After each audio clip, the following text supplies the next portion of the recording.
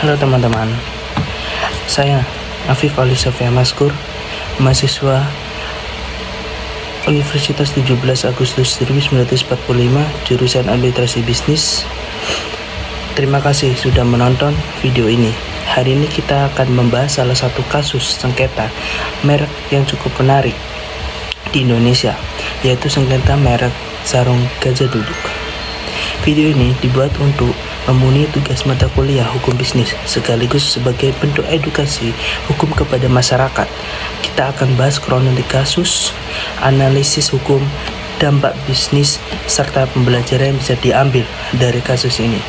Kita ke poin pertama, yaitu kronologi kasus. Kasus ini melibatkan dua perusahaan, yaitu PT Gajah Duduk sebagai pemilik merek sah dan PT Bisma Abadi Jaya beserta direkturnya, yaitu Bapak Muhammad Hanif.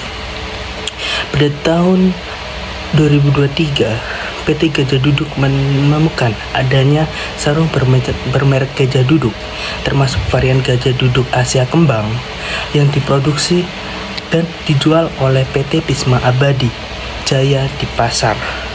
Produk tersebut digunakan nama, logo, dan kemasan yang sangat mirip atau bahkan identik dengan merek aslinya.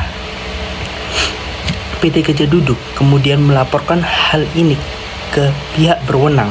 Kasus ini masuk ke ranah pidana dan diadili di Pengadilan Negeri Pekalongan. Pada Juli 2023, Majelis Hakim menjatuhkan vonis terhadap Muhammad Hanif, yaitu direktur dari PT Bisma Abadi Jaya, pidana penjara selama 1 tahun 6 bulan dan denda 1 miliar. Putus ini kemudian dikuat di tingkat banding dan kasasi sehingga memiliki kekuatan hukum tetap. Kita lanjut ke poin yang kedua, analisis hukum. Dalam kasus ini, objek sengketa adalah merek Gajah Duduk yang digunakan untuk produk sarung. Pasti kalian tidak asik dengan produk Gajah Duduk kan? Dasar hukum utama adalah Undang-Undang Nomor 20 Tahun 2016 tentang merek dan identifikasi geografis, yang dimana Indonesia menganut sistem fish to file. Artinya, orang atau perusahaan yang pertama kali mendaftarkan merek secara sah akan mendapatkan hak eksklusif. Menurut undang-undang tersebut, menggunakan merek yang sama atau mirip pada pokok untuk barang sejenis tanpa hak merupakan pelanggaran. Pasal 100. Sanksi pidana bisa berupa penjara, denda yang cukup berat. Sengketa ini terjadi karena adanya dugaan penggunaan merek tanpa hak sah, meskipun pihak PT Bisma Abadi Jaya mengeklaim telah melakukan pengalihan hak. Namun pengadilan menilai proses pengalihan tersebut belum memenuhi syarat pencatatan resmi di Kementerian Hukum dan HAM. Akibat hukumnya melanggar mendapat sanksi pidana, sementara pemilik saham merek mendapatkan perlindungan baik secara persuasif maupun represif. Analisis bisnis. Dampak dari sengketa merek ini sangat luas di bidang bisnis. Pertama, reputasi perusahaan bisa terganggu karena konsumen terjadi bingung antara produk asli dan produk yang tiruan. Kedua, kepercayaan konsumen menurun. Orang yang membeli produk palsu mungkin mereka kecewa dengan kualitasnya. Yang ketiga, keberlangsungan usaha terancam. Pelaku usaha kehilangan pasang pasar, sementara pelanggar harus menghadapi biaya hukum dan sanksi yang berat. Terakhir, nilai merek atau brand value sebagai aset tidak berwujud terjadi turun. Merek yang sudah dibangun bertahun-tahun bisa rusak hanya karena adanya peniruan.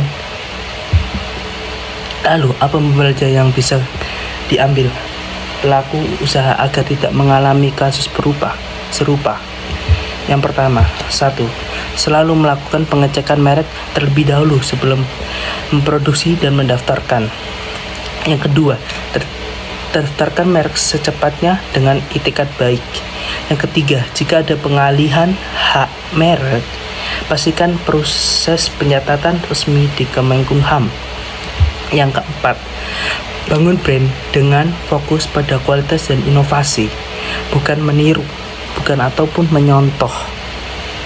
Yang kelima, hormati hak kekayaan intelektual orang lain karena ini bagian dari etika bisnis yang sehat.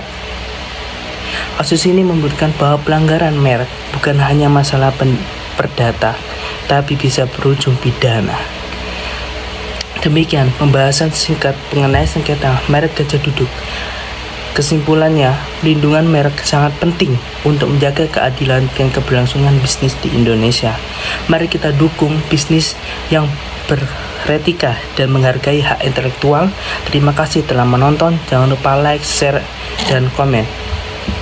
Sumber referensi utama dari ini yaitu Undang-Undang Nomor 20 2016 tentang merek dan geografis. Yang kedua, saya mengambil dari artikel dan berita nasional yaitu detik.com, terus Kompas TV, terus juga jurnal-jurnal. Sekian dari saya. Wassalamualaikum warahmatullahi wabarakatuh. Video ini saya buat hanya satu kali tag atau satu kali perekaman, jadi mohon maaf kalau ada salah. Wassalamualaikum warahmatullahi wabarakatuh.